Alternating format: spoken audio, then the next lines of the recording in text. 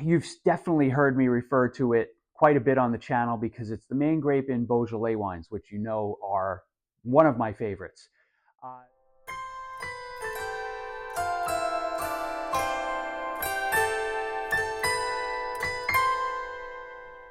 hey, welcome back to day 4 of the 2024 Wine Advent Calendar from Drinking It In. And today we're going to discuss the Gamay grape.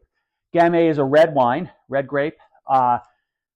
You've definitely heard me refer to it quite a bit on the channel because it's the main grape in Beaujolais wines, which you know are one of my favorites. The Gamay grape generally produces wines that are light to medium in body, very little in the way of tannins. You can almost say no tannins. And it has a nice acid profile, medium to high acid. These wines are really friendly, really easy to drink, and perfect for like your Pinot Noir lover who's just getting bored with Pinot Noir. I think your flavor profiles, tart red. Think of it tart red. Cranberries, cherries, pomegranates. A lot of these wines are floral in nature. Like I said, Beaujolais in France is in the southern tip of Burgundy, and is really where the best quality Gamay come from. But there are a lot of producers that on the West Coast in the U.S. are doing kind of nice bottles of Gamay. So keep an eye out for those.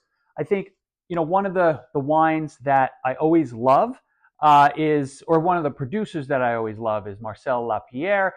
Uh, a very casual wine is this Marcel Lapierre Raisins Gaulois. Gaulois.